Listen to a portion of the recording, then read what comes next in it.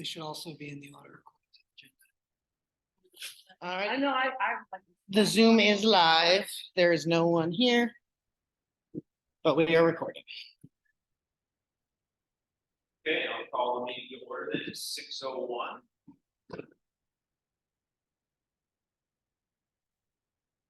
And I will bring potential adjustments to the agenda. Chief has one. If you combine number 14 with number 11, because that goes with that. I just provided that form so you could all see it. Okay. So we're gonna move 14 and make it 12. And the rest will fall.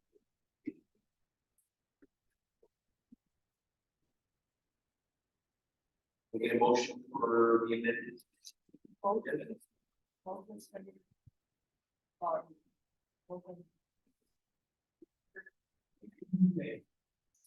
those in favor? Aye. Aye. Oh. Okay, approval of the previous meeting minutes, which seemed like it was years ago. 2 lifetimes. Yes. It's, so, Joe. Ryan, 62, welcome, sir. Go on. So I would look for motion to approve previous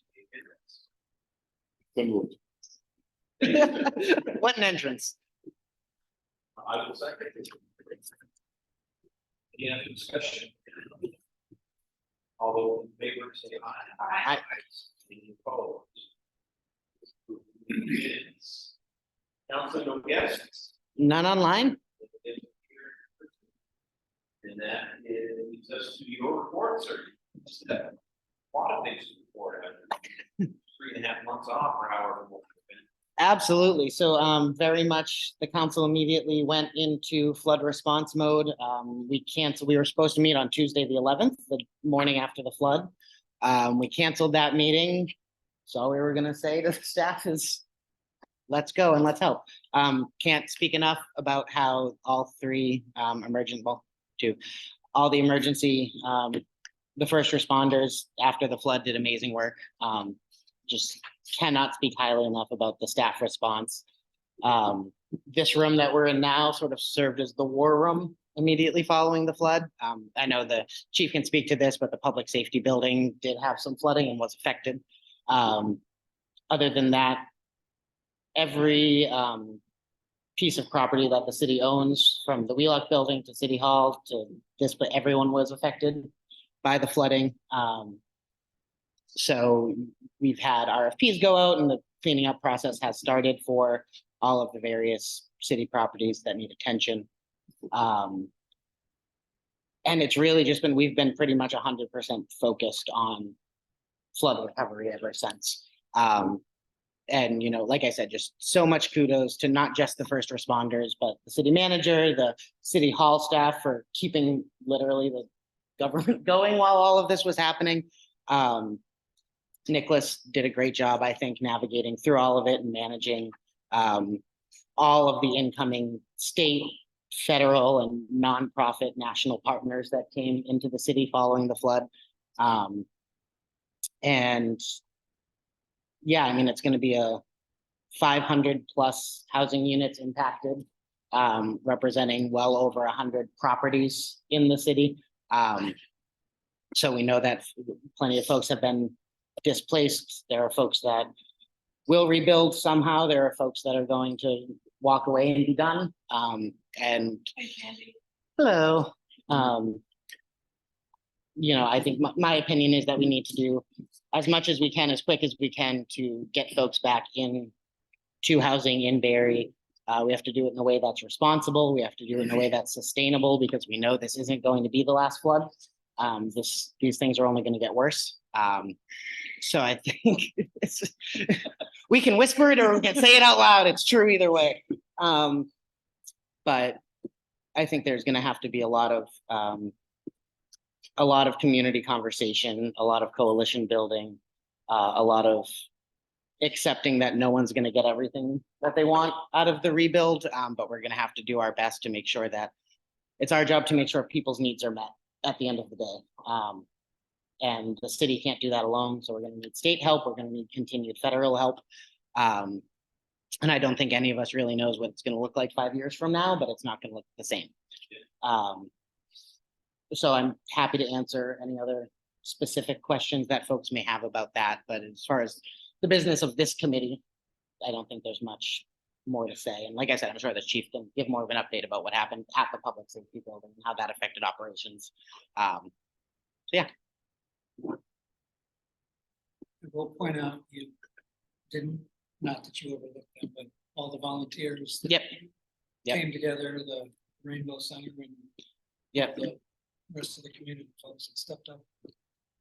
Absolutely. Yeah. And there will be there's an agenda item on tomorrow's night's council meeting. They're going to be forming a nonprofit to sort of help long-term coordinate those volunteers, making sure that residents are that the needs that, you know, a nonprofit just has more flexibility. So if someone comes and says, hey, I need help accessing food, they can do that quickly. Or I need help rebuilding, or I need help navigating the grant process, or I need help navigating FEMA.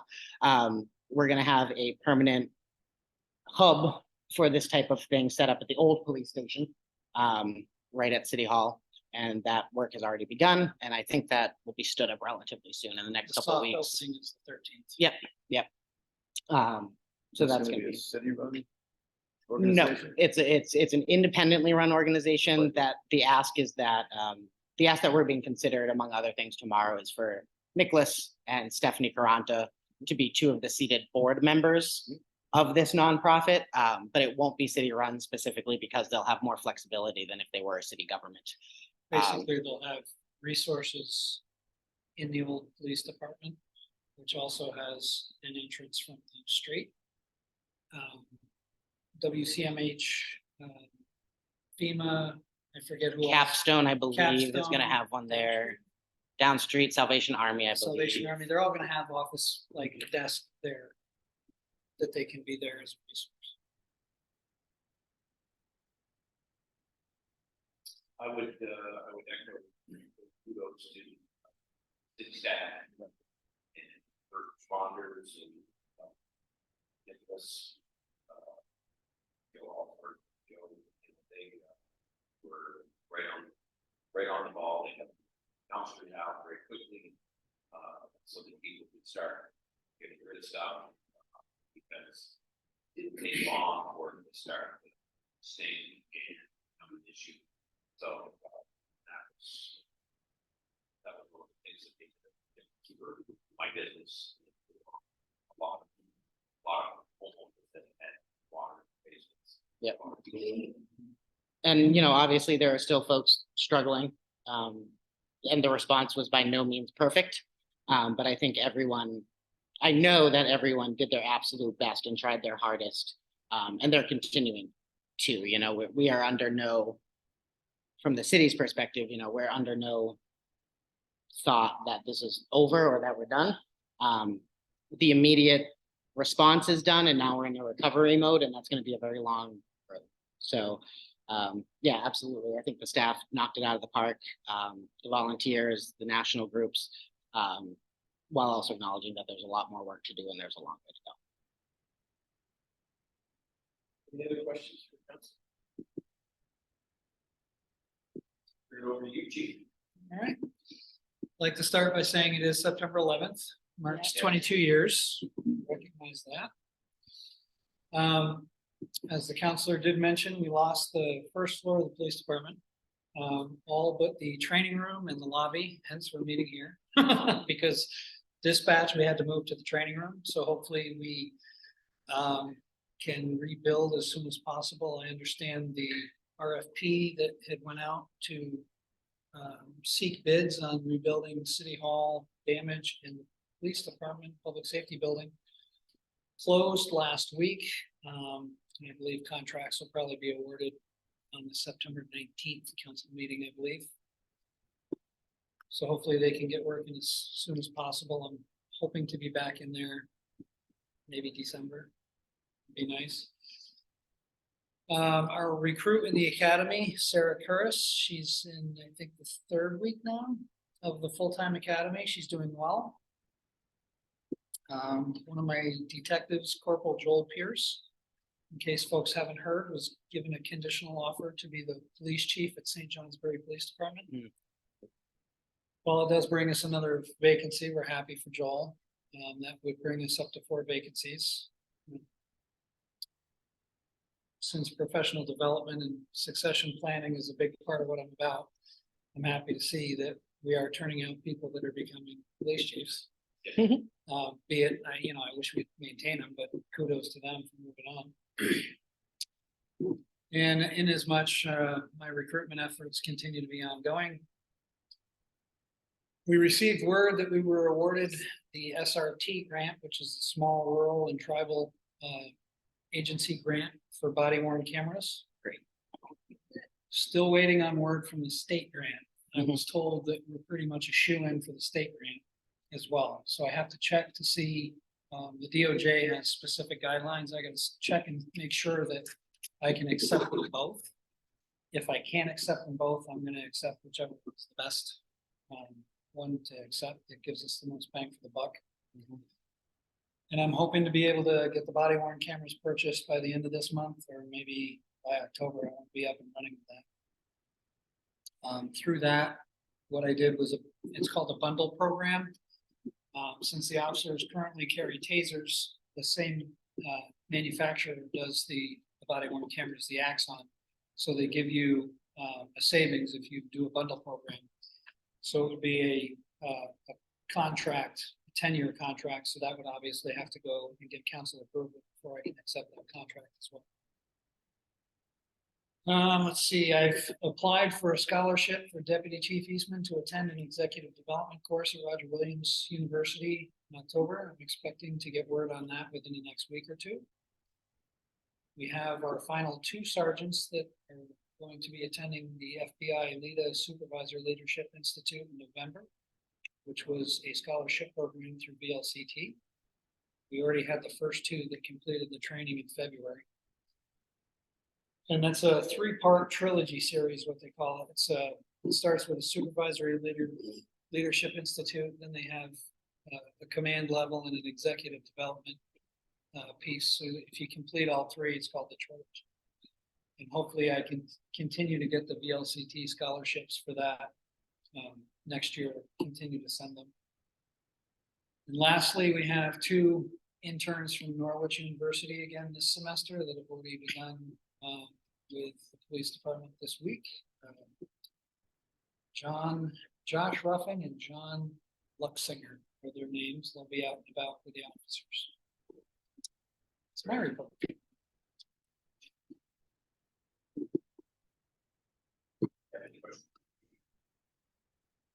When did you office start? No one from Holland? The interns, they started this. They just started. I have a question. You mentioned chief, is it city charter? Or did you guys decide to put our RFPs out? I guess I assume with natural disaster, flooding and everything, chief would just go out and say, we're gonna use this contract to do this work. Or does that go against charter? Is that why you're putting RFPs out? No, we have a procurement and RFP policy Yeah. that has waivers for emergencies. Yeah. And I think that Nicholas's conclusion was that the immediate, couple days after clean out and response, that all got done through a variety of the Southern Baptist Convention was here, the volunteers. So this is more like longer term rebuilding of the spaces. And an RFP felt appropriate for that. I was just thinking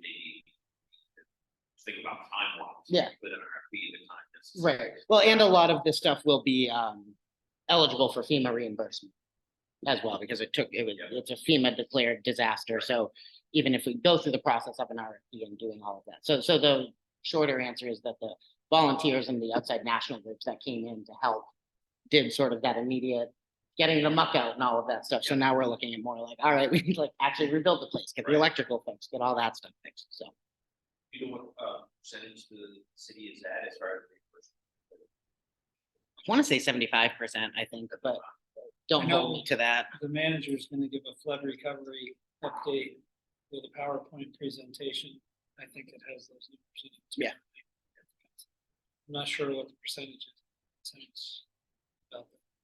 It's the like rule of thumb with FEMA 75%, just generally a majority of their programs are 75% reimbursement. Some are 100% and some are 50, so it depends on the federal bureaucracy. Right. Thank you. If there's nothing else, we will move on to item number 7, which is discuss and consider approving Form 229, Nathan Roxo. And we'll start, as usual, we'll start on page 1. Goes through the definitions. What an opiate is, what naloxone is. You can use training. Does anybody have any questions or input on page 1?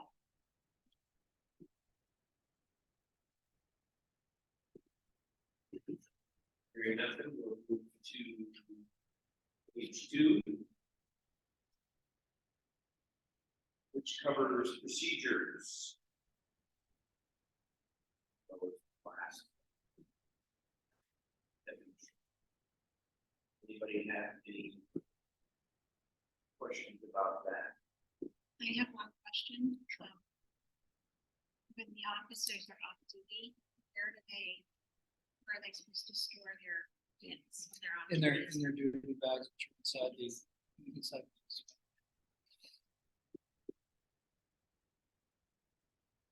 They keep naloxone on walking as well. I don't know. They're not required to. Maybe some of them do. All the stuff I see, that's Right. why it's like, I Yeah. just wanna grab some myself. And it's readily available to folks now anyway. Oh, it is? Yeah, and we For have free the, or- yeah, they're giving it away for free, and they're also gonna have the naloxone, they're called nalox boxes. Oh, I saw that, they Yeah, just we- put one in, We have a committee that's been working on that, that's gonna be putting them throughout this. especially around here, around YM or Pearl Street and whatnot, I'm gonna get. So I'd like to grab. some.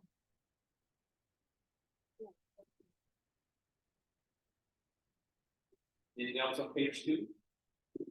Going through, letter B. On to page 3. Then. Add something under E, that first bullet point, that different font in there, G, or at least that's how it printed out. Oh, mine. Okay.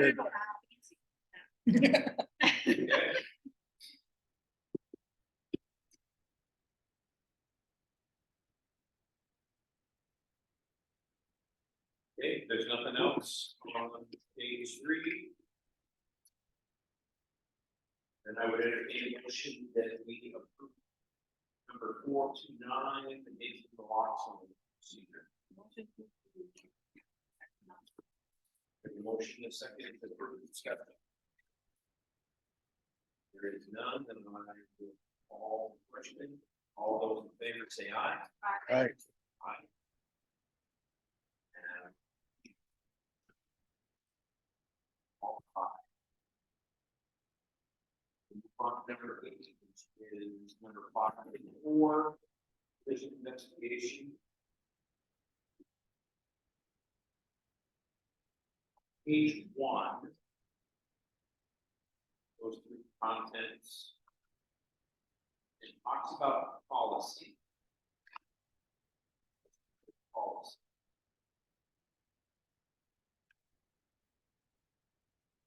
I guess my question is, the various city police departments committed to utilizing skilled professionals in the investigation of motor vehicle collisions that result in serious personal injury or death,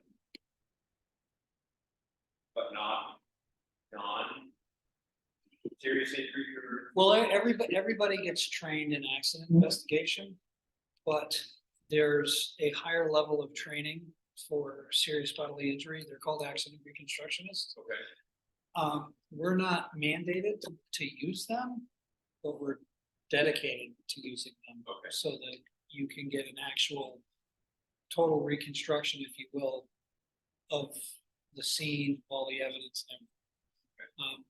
Cause there's no statute that says a regular inexperienced officer could just come up and handle the accident. They wouldn't have that higher level of deduction, if you will, and speed measurement and all of that. Right. And we're just stating that we do that. Excuse me, for anything with serious injury.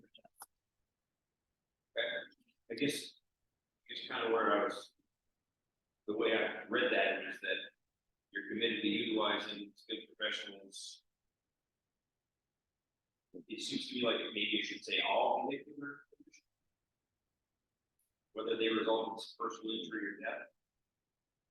Am I making sense? Oh, yeah. I understand what you're saying. Okay. But again, you won't get an accident reconstructionist to come out for a parking lot accident. And that's why it's worded that way. Okay. So this collision investigation policy is just for, It covers everything, how we respond to everything. As you go on further, it talks about calling in an accident I did see reconstructionist. that, yeah.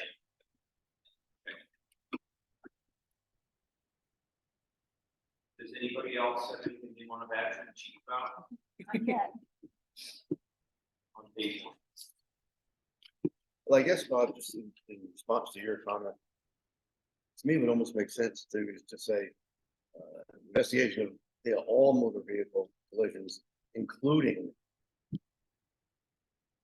those that result in blah, blah, blah. Obviously, even in the, somebody bangs into somebody's bumper, they're still gotta check it out, figure out what's going on, right?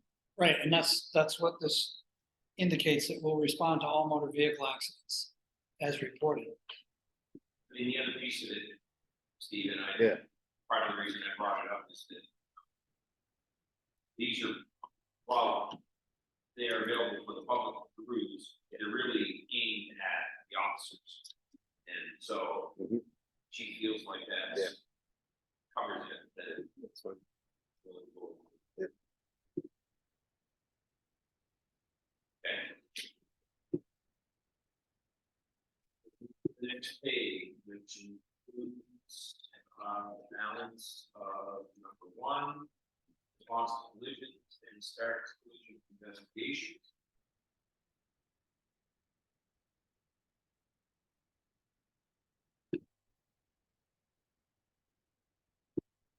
On this page. Hearing none, go to page 3. Which includes letters C through I, collision investigation.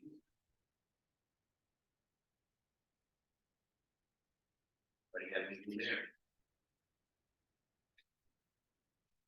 Okay.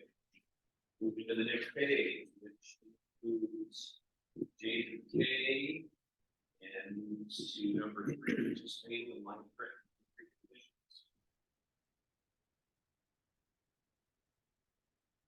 How do they know the extent of damage that 2,000? It's extremely hard today because a plastic bumper is a lot more than what it used to be. But basically, it's truly a guesstimate on the officer's part.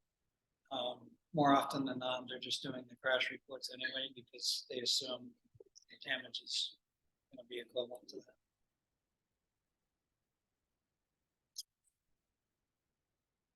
Any other questions on this page? Okay, moving over to page 5, which includes 4, response to failure of electric.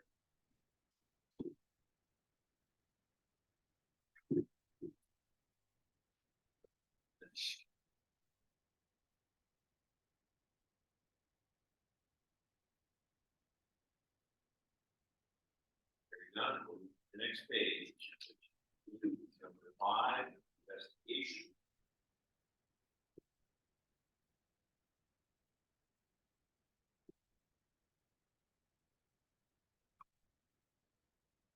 Questions? Hearing any- I have one question, actually. Yeah. It starts on the prior page under investigation A. And it talks about investigate efforts to determine the cause of the collision, how and why it happened, and who was at fault. I'm sorry, which, Under 5 investigation, letter A. 5A, okay. I'll make every to determine the cause of the collision. Yep, And who was at fault. But then it says here under K, not making a judgment, I guess, concerning liability. correct. So. So I can explain that a little bit. Every officer that goes through the police academy gets collision investigation.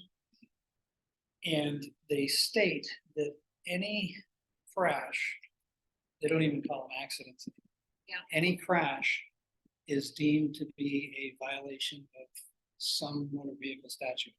Okay. Unless it is an act of God. So a tree falling on a car is not a collision. If they claim, for instance, the roads are too icy and somebody goes off the road and crashes, they're deemed to be going too fast for conditions unless every single car coming down that road does the same thing. So they determine, in your question is to letter A, they determine, you know, what statute was done, was violated, and who was the cause of that, but they don't make any assumptions on liability for, I'll call it court purposes, as far as those civil aspects of the motor vehicle crash. Thank you.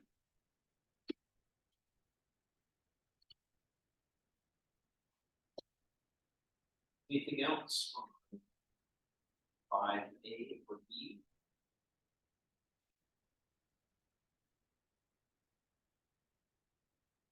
Or 5C?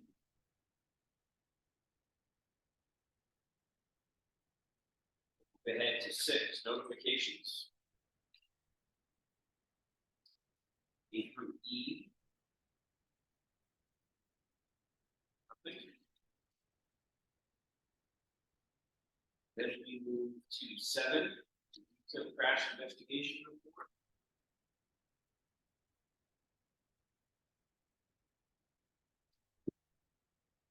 Under where it says all pages, all bullet points under A and Q. It says this report will be maintained in a original folder file with debts, each section of the report will add and find. It doesn't mention where that's stored. Does it need to? So the reason that's in there is because in the policy about filing, it talks about all deaths have to be in a red folder. Since it's a fatality, it gets filed in our records system.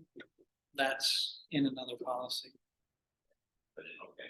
It doesn't specifically, I suppose it could say in accordance with that policy number, but it's just in there because they all know that deaths have to go in the right folder.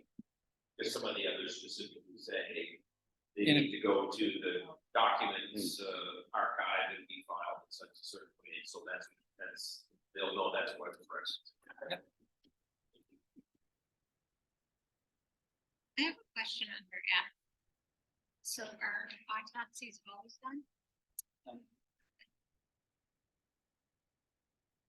How do they the- determine what they are? So any death has to be reported to the state's attorney's office. State's attorney will either order an autopsy or not. I can tell you that generally speaking, anybody that is deceased in an untimely manner, be it by a motor vehicle accident or otherwise, would automatically be ordered to have an autopsy. Those folks that do not get ordered are folks that, you know, if you have a terminal illness that's known, or you're elderly and it's apparent to be natural causes. But if you die in a motor vehicle accident, most likely you die. Families ever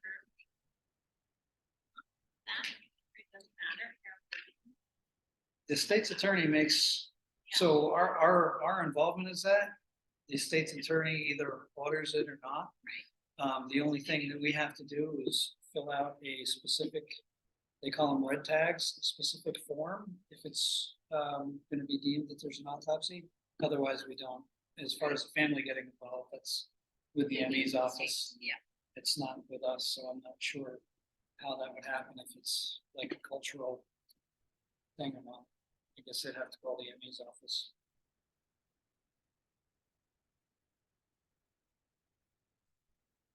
Is there anything else under E, F, or H?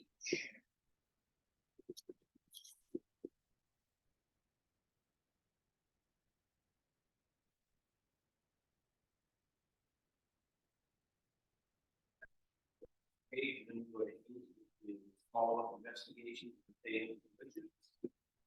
Also on this page, 9, non-vehicle property damage, and 10, post-collision inspection. And on these items.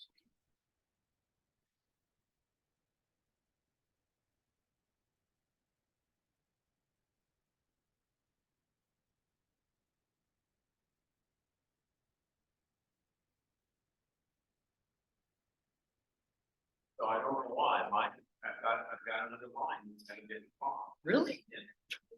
But hers doesn't, apparently yours doesn't. Yes, I'm just special. You must have sent me the ones that had all the. Differences. Yes, I did. They're coming right from the, I don't know. Yeah, that's weird. Okay, so, last item is signature page.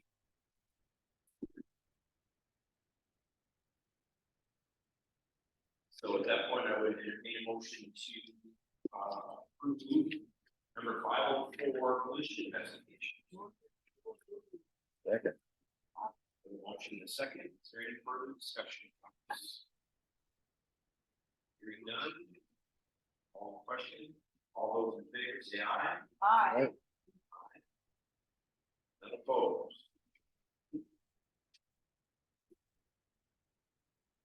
Next up is number 9. Discuss and consider approving number 508. Assistant highway users.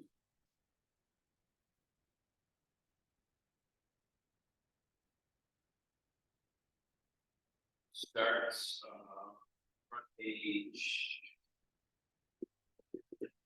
So, highway use. In the state of Vermont, what's considered a highway? I mean, in my mind, it's 89, 91, Any road, any road. yeah, any roadway Okay, is what this policy is. that's why highway is not capitalized. Okay. I saw this and I was like, Land highway. this is the highway, is it? Okay. All right. So number 1 is procedures for assisting stranded highway. Does anybody have anything? No policy purpose contents.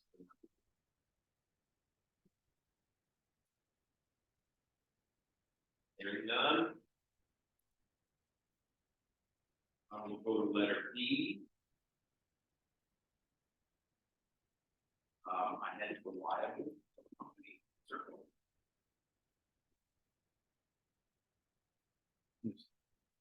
Have reliable company. They have to be on the list. They have to be on. Yeah, you haven't seen it yet, but there's a towing policy which includes a list. You have to be on the list. You have to show that you have liability insurance, that you're not running a piece of junk, your vehicle, your towed vehicles are inspected. That's a whole nother So policy. if you're on the list, you're liable. You can't call Joe Schmo from down the road and say, oh yeah, he's my buddy, he'll take you out of here. He's got the tough crap. To put a chain on the back. It's great. Yeah. Yeah. Seen that. Okay.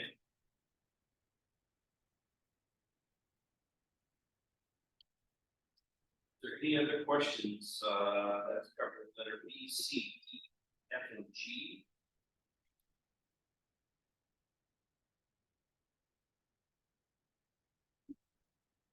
Number 2 is medical emergencies. They got anything for that? 3 is vehicle fires and hazardous material response. Letters A through F. Anybody have anything? I like the call out of not utilizing flares when there's explosives or flammable. Yeah, I know, I saw that. Unfortunately, you have to spell it out. Oopsies. Like, don't smoke in your pumpkin. Yeah, right. The joke, used to be your car instruction manual came with how to take the engine apart and replace some of the pieces, and now it says don't fix the battery. Yeah. The letter G and H on the back page and the cancellation policy, their signature. I assume there's nothing on those. And entertain motion for number 5, public meetings, assistance to highway. So move. Have a motion in a second, speak right over.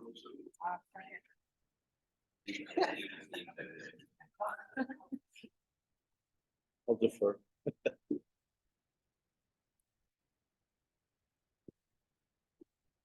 That brings us to number 511, unattended and abandoned vehicles.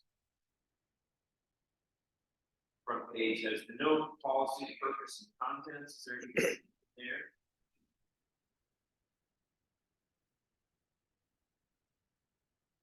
Number 1 is general. It's the basics. Anything there? Number 2, addresses unattended and abandoned vehicles on public property.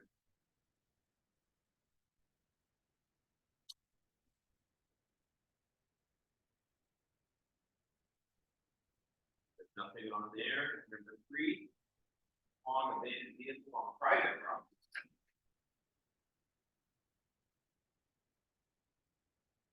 There's nothing there. Then we have the cancellation policy and the signature.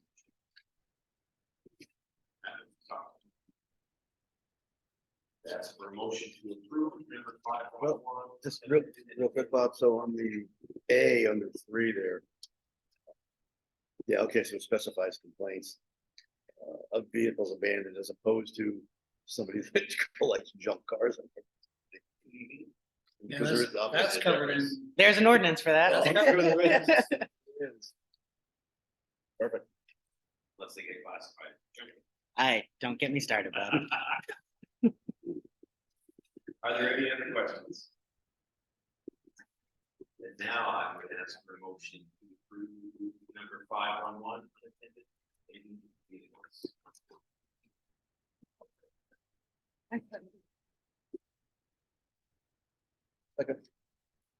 Seconds. Motion is second. Any further discussion. Hearing none. All those in favor say aye. No, Unanimous. And moves us to number 11. Person. Number 603. First page again, has no policy, purpose, and contents. Questions there? Within the back of the chairs. Document has a response. I did have one, Bob, I have to confess. What's that? I did have one, I have to Yeah, confess. all right, On the other page. all right, not just me. Let's do special later for phone. Number 1 is definitions. A, B, D. Oh. Make that a C, I guess, huh? Mhm. Unless it's missing C. No, Mhm. I'll have to correct that.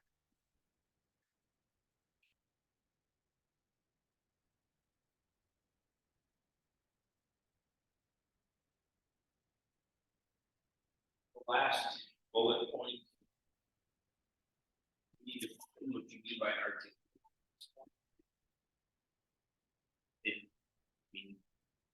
I know it's spoken that there should be some kind of evidence within. Assuming that has to be, Yes, so you need So articulable just per definition just means you need to spell out What happened? what's there.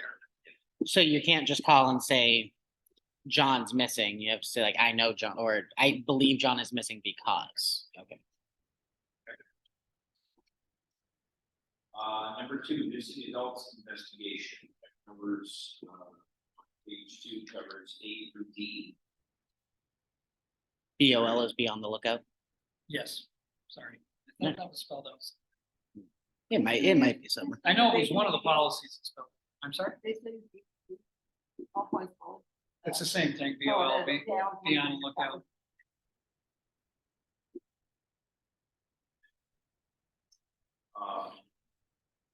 Stating number two, missing adults investigation, letter D. Nothing, we'll move over to letter E. I'm going by my pages, and I know sometimes I'm saying, want to call them now. Number three is missing children, the initial investigation. Letter A and B. Anybody have any? It's the majority of this statute. You see.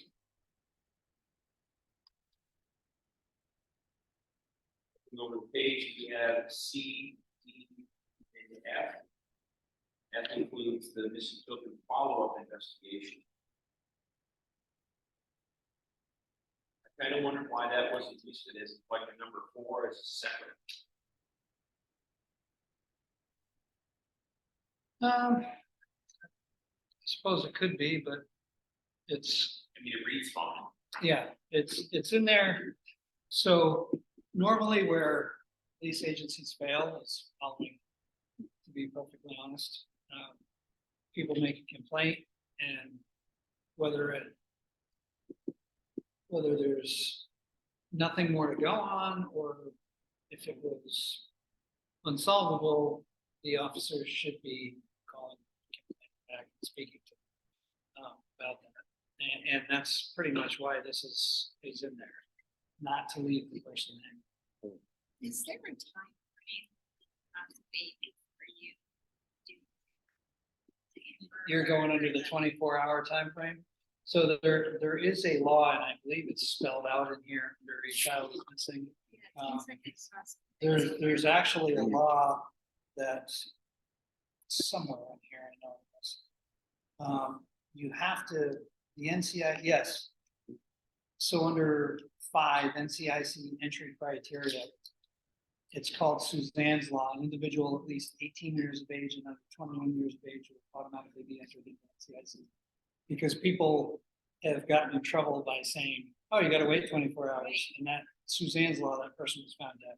Yeah. It could be because they waited too long.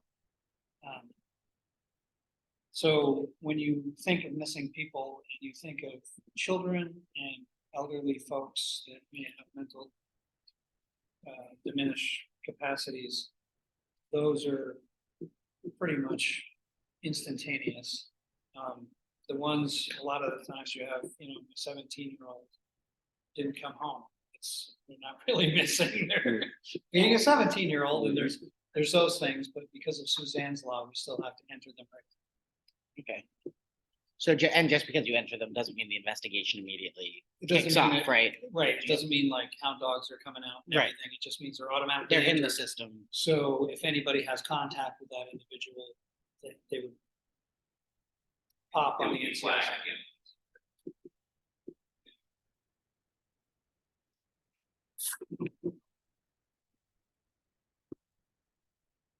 So that goes through F, missing children. And the next page is, number 4, a child is missing. I have sort of a general question on a child is missing. I know you lay out here that, 65 or older, dependent on life sustaining medication. So I understand that. Is there ever a situation in which an actual child would be part of the A Child is Missing program, but not Amber Alert? Or does that sort of I'm just, It automatically, that's what I Yeah, thought I was generally- reading. I just wanted generally to- an Amber Alert, we have to go by, and then it's spelled out. Yeah, it's spelled out later. You have to go by specific criteria for Right. Amber Alert. But if it's one of those bullets under the letter A there. Yeah, That's 7. pretty yeah. much automatically gonna trigger an. Amber Yep. Alert. Great. That's what I thought. I just wanted to. I was gonna ask something not similar, but for the 65-year age, that'll be next year, but it's, the Amber Alert goes out for 65-year-olds as well, right? That elderly. Yeah, that's what called is it? Silver Alert. Silver Alert, okay. I wasn't sure. We're special, what's That's right. silver? So when Amber Alerts go out. Can't remember. That might solve. Thinking cell phone, is that one where you have to be signed up? Or do they just automatically? They automatically go through all the cell phones. It's nothing to be signed up for. You'll see the roadway signs, Mhm. all your state signs that they Yeah. have, those corny sayings on will now be turned to Amber Alerts. The banners go across the bottom of the television screens. Yeah. Yeah, they are. I know. They test it frequently too. Yeah.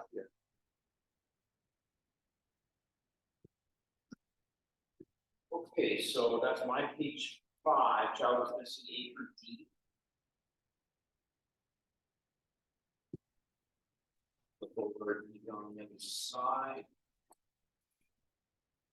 And then we move to number 5, which is NCIC entry criteria. Briefly touched upon a moment ago. And that's all. That's not me saying it. That's all statutory under the NCIC regulations. And then number 6, the Vermont Amber Plan.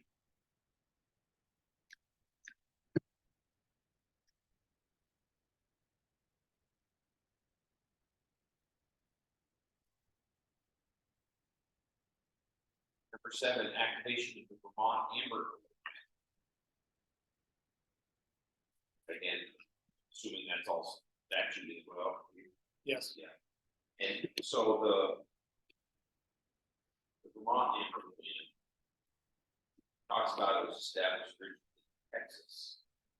So is that a Vermont statute or is that federal?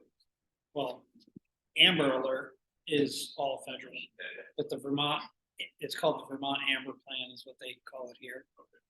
But it's all, that's, the history of it is just explaining the federal Amber Alert system. Moving to number 8, which is closure and cancellation.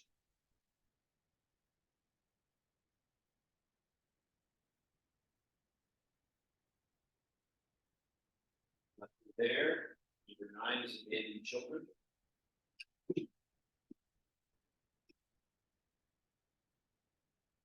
Again, that's all statutory.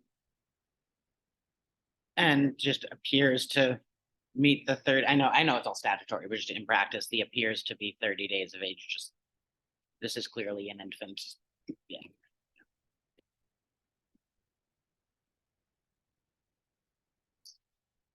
And then 10 is cancellation and the signature. Right. Yeah, no questions on this, and this is, I want to be clear that this is not by any means an accusation, but the department and the city in general received a lot of criticism for the handling of the Ralph Jean Marie case. I've had a conversation with the previous chief and conversations with you about that, but do you think that there's anything in this policy that sort of Would it help- change that? changed how it went, just how it went down, how the community interpreted all of that? Okay, what was the name of Ralph Jean Marie has been missing for 3 years now, something like that. it?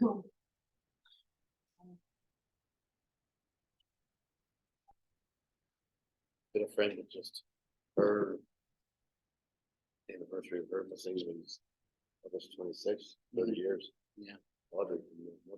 Wow, yeah. Yeah, this is what I'm doing for that. Wow, from the BBC to do from just a long. Because her son had a severe mental issues, he found this is head. And felt really far from somewhere on.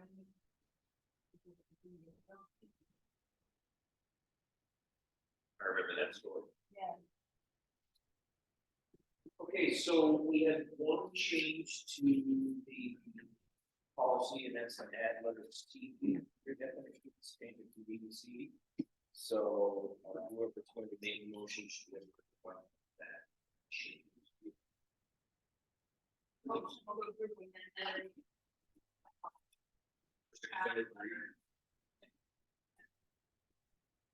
Again, this is number 603, this is first investigations. Is there any further discussion?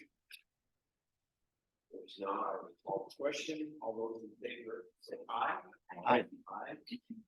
Any opposed? Approved. Number 603 minutes. And change the agenda. And the lost person questionnaire is next. So that'll be number 12, to discuss and consider approving this. I don't see a number, it's just a questionnaire.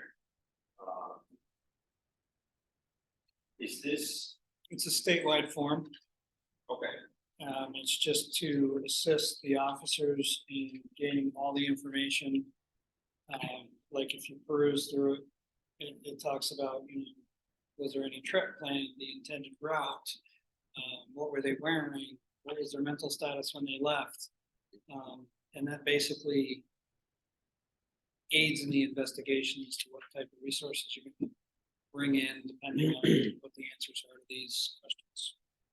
So the officer intakes the information and then fills it out. It's not like this is handed to No, the officer's sitting there filling this out, asking as these they're having it. questions. Are these all done?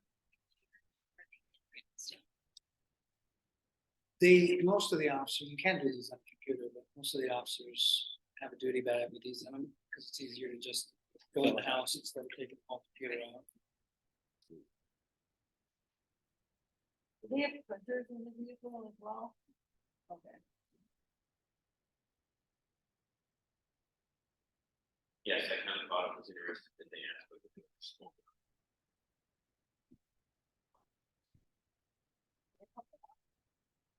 Well, again, that's, if you find cigarette butts in the ground, if you say you're hiking through the woods and you smoke whatever, all of a sudden you see one, then, Jacket with a pack of cigarettes and Yeah, it shows it's- up somewhere. yeah, it sounds crazy, but everything helps. Okay, so we need to approve this since it's a state one. You don't have to. I mean, Well, I guess. it's a statewide resource that every agency utilizes. Nothing we can change something. I mean, you could, if you had a suggestion. Well, I would suggest not approving this one, just because if the state then makes changes, there's no confusion. I mean, the state always supersedes us anyway, right? One less bureaucratic thing. Okay, then we move on to number 13, which is to discuss number 604, response to crimes of sexual violence. Page 1, has been no policy purpose, contents, or anything there. Okay, number 1 is general. Basically gives us basic stuff. How the chief expects things to be handled. Under letter E, chief, the second to last bullet point says identify and arrest the individuals responsible. Since you're including arrest, I just wondered if allegedly responsible might be. But if not, if you're making an arrest, then at that point they must. Well, everyone is alleged and, innocent until proven guilty. Okay. I can certainly add alleged in there. And in the first bullet point, it says provide attention to victims, preventing continued victimization. Yes. I'm- Can- If- Consider a domestic situation Yes. where spouse claims to have been sexually assaulted by their spouse or significant other. We would want to get them restraining orders, all those avenues to prevent further victimization. I was just trying to figure out, I was thinking of the response, okay. Well, I know how you're thinking of, like, Yeah, if like you're you being walk in raped. and- Right.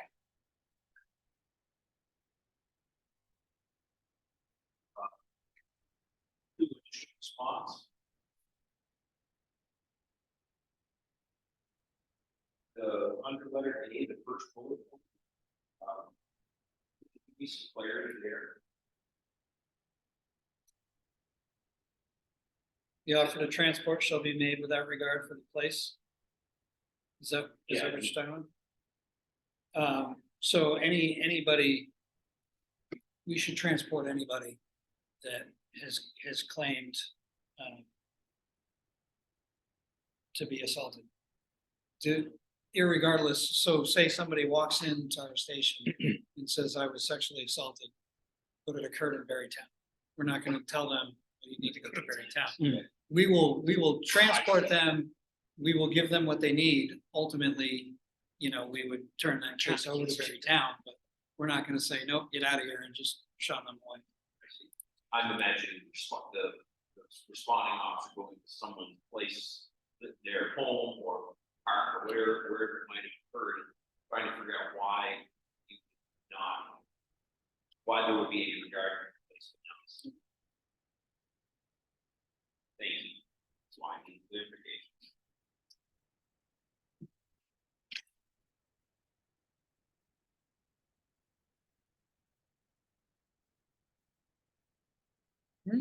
Nope, I don't have the control. Will be barred. You thought it was Barry? Very. I was looking at all on that. But I don't. want to read. So number 2 is initial response to the letter F. Has any questions there?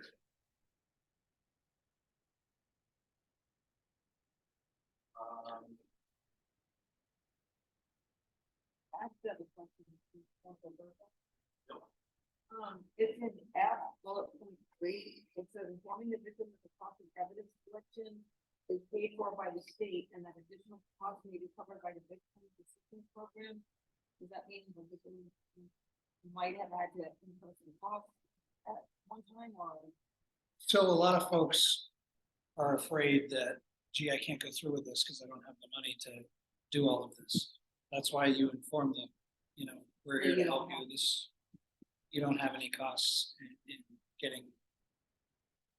If I tell you you're gonna have to go to the hospital for a SANE exam, you may be like, I don't have insurance. So we explain to them, nope, that's all covered. Oh, okay, gotcha. Any other questions on number 2? Moving to number 3, victim assistance and referrals. Actually, yes, under F is STDs. Has that been changed to STIs? Infections rather than diseases? Am I mistaken on that? I don't know. I've heard both. I don't know if STIs has replaced STDs or not, but I have heard, so maybe just slash STIs.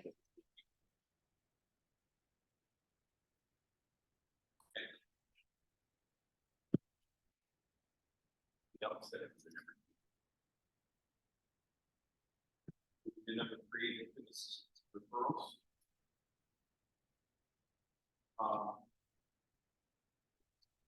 Officers, it's just a curiosity question. They must have all of this information either stored in their computer or somewhere on There are phone. all these. Yeah. There's victims' rights forms by statute that are provided, as well as the resource forms as well. And if That they're happens. able to make those contacts themselves, would that be up to the officer to help them make those contacts? Or- Yeah, if they're unable to. Yeah. But the majority of the individuals involved, they come in, they report it, we provide them with their resources to hook them up for further support in the system. It's a whole lot better now, back today, and you didn't have it. You were treated before. Well, this is a huge stuff. And any of this, would this be something that the commission could be called in for, or is that out there? The mental health clinician would provide support if they, we would lean on them. But a lot of these, a lot of them just come in, it's either reported by a parent, and, they're provided all those resources to call. But the mental health clinician is utilized for that if they're requested.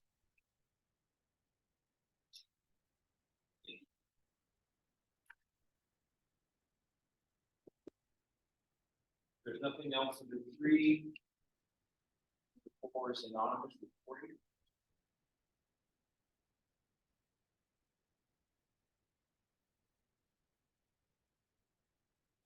Letter A, B, C.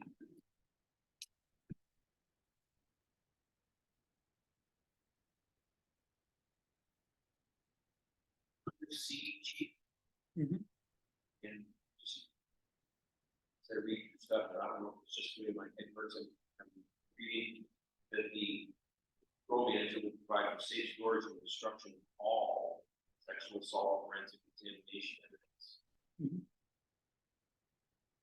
So my assumption is that if the case is either dropped or proven and someone is arrested or charged. But.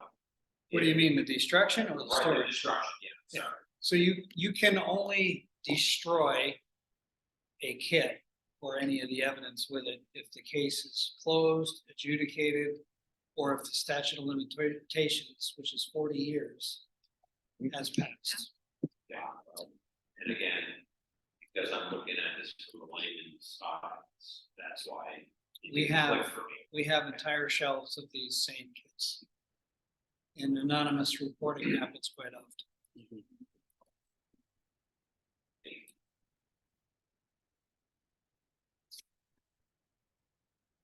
Is the state statute, the 72 hours on strength plan? And that, I believe, is based on federal. There's been documentaries about rape kits that have never been processed. Mhm. And the person, if they had processed it and put that DNA in the CODIS system, they would have made it match, and there's been documentaries about that. So they said you can't just throw them on a shelf and leave them there for years, even if they're anonymous. You gotta get them up to the lab within 72 hours so that DNA can be put in the system. Right. Okay, it's just gonna outset it for the people. I mean, you can remain anonymous, but the DNA of an offender would be put into there. It's in there. Stay, for months. And so the anonymous kids have to be kept for 40 years, unless. Right, unless- Because the DNA is. Unless, a lot of the times, people will submit an anonymous kit, but then they'll come forward afterwards and say, I talked to so-and-so, I want to go through with this. Mhm. And a lot of the times, the anonymous kits are, they know the person, and they're just unsure of.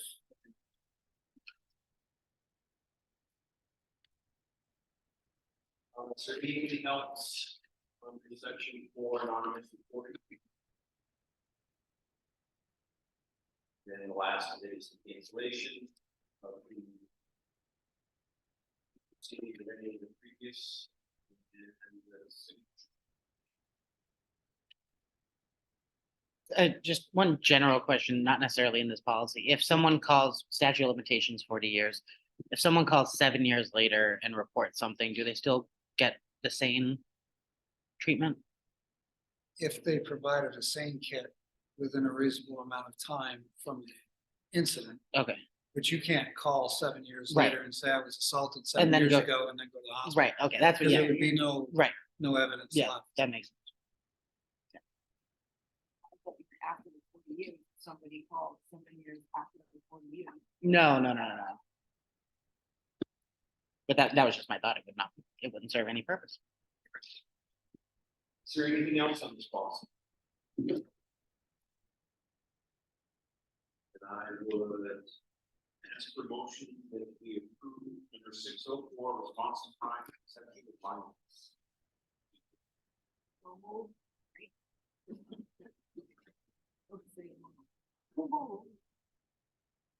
We have a second?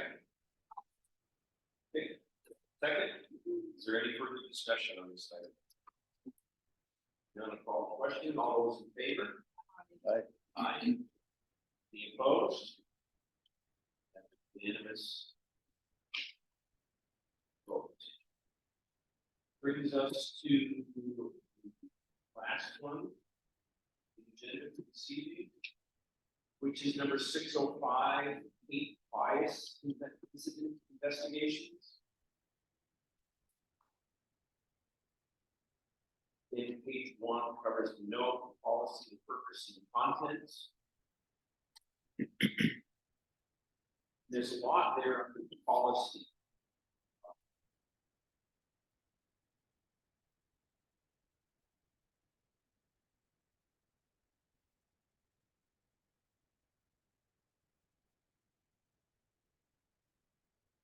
I have to wonder in today's society, politics. I was going to start with my point. I'm sorry, Politics Yeah, because it's not in there. should, might be listed in your group. Yeah. I can certainly do that. In that list of things that qualify as, Correct. Yes. yeah, Political Yeah, beliefs, Yeah. Yes, it's one of the most galvanizing things in our country. Has been for a number of years. I remember the day when. Senate and then go and have a drink and go, yeah, that's whatever, yeah.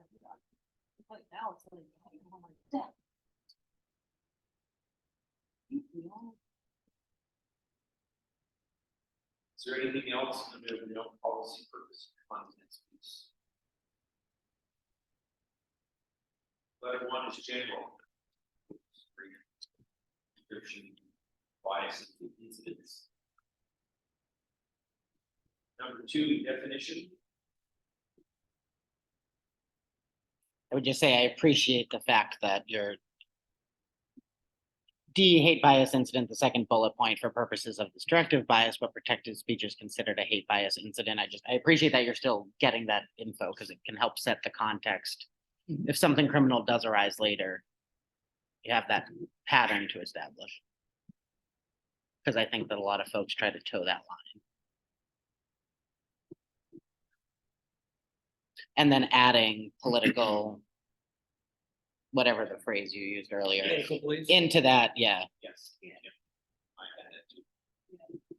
Just add, like wherever you list all those things, just add political beliefs through. And maybe if it's addressed later on, and if it is, then no, get it's to not. later. Well, no.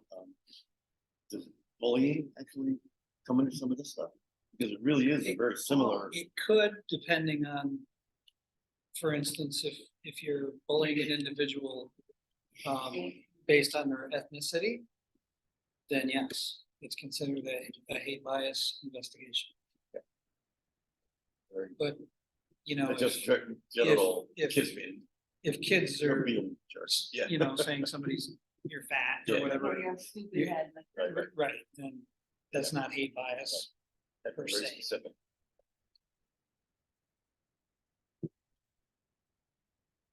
Anything else under number 2, the definitions? Throughout.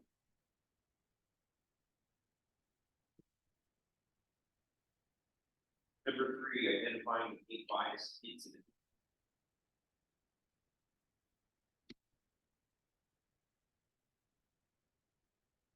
I circled victim's perception. Mhm. Where are you? at? Under number 3, the second sentence. Consideration will be given to the victim's perception.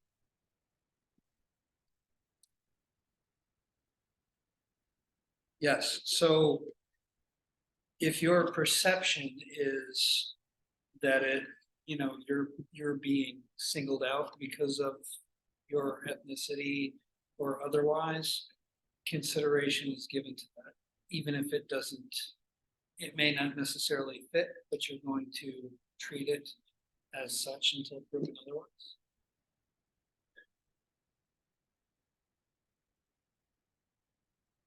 Seems, it seems like it's very broad and could be problematic. Because I could say, I hate whiteboards, or even chalk erasers, and somebody could perceive that as, you know what I'm saying? And I know I'm being nitpicky, but it's just something that occurred to me. Well, that would be ferreted out. In any investigation, for instance, I'll use a recent example. The fight that occurred at Spalding off the grounds, where there were 10 or so folks involved. Consideration is given there because the family of 2 of the individuals said it was a hate crime. When you investigated everything, we found out there's actually a website where people try to instigate all these fights going on in schools. And when you talk to everybody, it's like, that didn't even play into it. And we're being accused of a hate crime when that didn't have anything to do with it. So consideration was given. But through the investigation, it didn't come out that, you're being charged with hate crime. And I think that that's the important distinction in what I appreciate that you separated a hate bias incident versus a hate crime. Like them believing that it may have been motivated by race, ethnicity, or whatever, that will be taken into account or given consideration when they're investigating the incident, but that wouldn't hold up in court as evidence of a hate crime.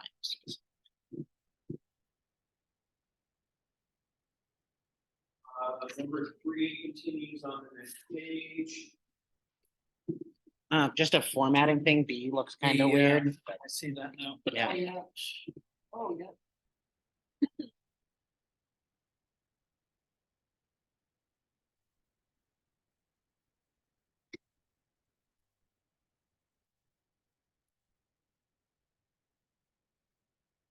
United States flag is count in this. Where are we looking at? Under 3, first bullet point talks about burning cosmic cross with the symbol. And just the American flag popped into my head, so I put it up there. There is a specific statute about the flag And Oh. that it has to fit a whole entire criteria about burning a flag.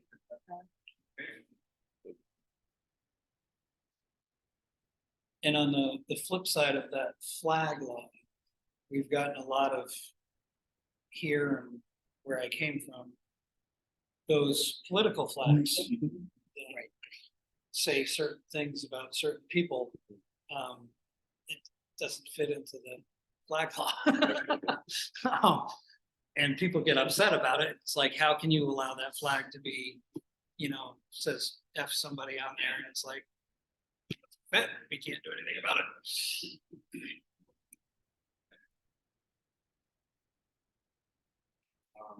That's letter A, so the B and C. Under identifying devices.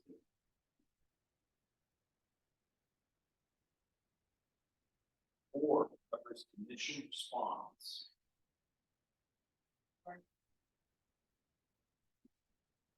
Bottom of page 3. Initial response officers will respond to. And I'm assuming the same thing, they're, including your copy, yep.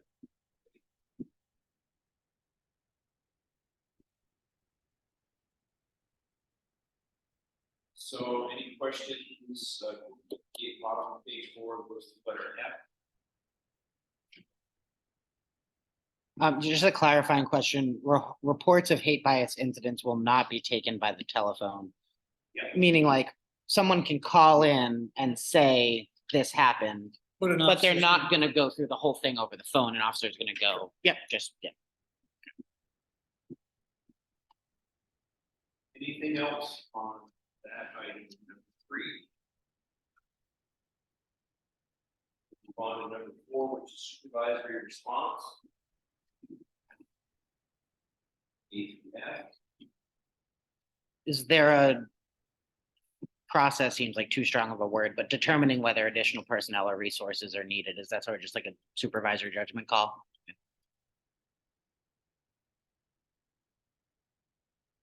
There's nothing else under 4, move to 5, follow investigation. Thank you again for putting out the follow-up, Chief.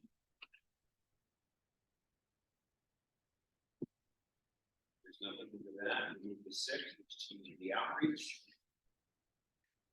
And I believe they're changing the name of that. Yeah, I was gonna ask you how you wanted to, like, or appropriate body, or I don't know, but yeah, they changed their name to. There's a Vermont League of Cities and Towns like name that they suggest all municipalities use for their version of the Diversity and Equity Committee. So they just changed their name to be reflective of what I'll the League just of Cities and Right, name Towns. change next to that. Yeah.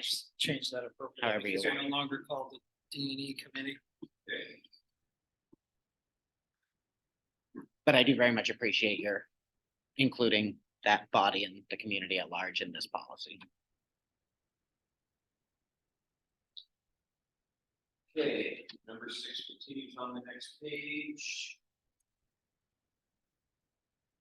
Is there anything else under number 6? Number 7 is the cancellation and the signature. And there's these words below. Yeah. Good stuff, Chief. Yes. So that's the case. I will look for a motion to approve number 605 and 85 investigation. Second. Motion is a second. Is there any further discussion? All those in favor of approving 605, bias investigation, say aye. Aye. Any opposed? Unanimous vote. Would like to thank you all. This again was a very it's word heavy Voluminous. and what's that? Voluminous. Yeah. It was, for sure. But some of the content was it gives us an opportunity to delve into some of the stuff that the officers have to deal with. People that are victims. It's in the speeding ticket. They want me. I mean, I would want to forward stuff with anybody else, that's why I, suggested maybe to have someone else. I think we'll all honestly think about any, even if any one of us, I think we all, each of getting to the point.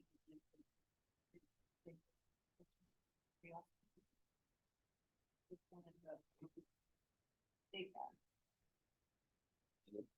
Comments to my wife, just without getting real specific about anything. I said it's an eye opening to me. Now, training, that's one of the stuff that our officers have to go through. So it's boggling. Like, oh. It is. Yeah, and people have no clue. Like, oh, yeah, they just hide that thing, nothing. Last week, was a Wednesday night, 11 o'clock, was there a chase? Darkness, what do you mean? Was it Yeah. was a darkness 29? Haunted house on the hill. There was, I heard a car with muffler and as soon as there was a police right after, him, did he come through Summer Street and watch? And what I heard something about a chase. It's been a long couple months. It was Summer Street crazy, right outside my window, down one street. Somebody asked for the upside down car, that was a good one. Ooh. I it was right at my window, I'm like, how the hell did he do that? You heard, damn. Is there anything else under miscellaneous? We just went to go visit a couple of his friends, who's retired from. And his wife just wanted to give you a thank you as to she loves the police presence, she loves seeing you walking around. She's heard from numerous people in terms of doing her job. Good. And then I explained to him kind of what this group does, the policies and pretty written and he loved. Loved it. Spoke a good word. Agreed. If there's nothing else, then like a motion to adjourn. 7:22. Wow. Oh, Second. All those in favor of adjournment? I- hi.